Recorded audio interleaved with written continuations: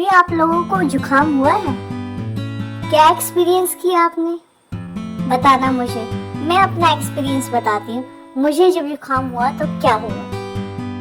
कल मुझको हुआ ऐसा जुकाम, पूरे घर में मच गया कोहराम। हाची हाची हाची हाची, छींक छींक कर हुई मैं बहुत ही परेशान। मेरी छींक से पूरा घर हिल गया, पतीला उड़कर छत पर पहुंच गया।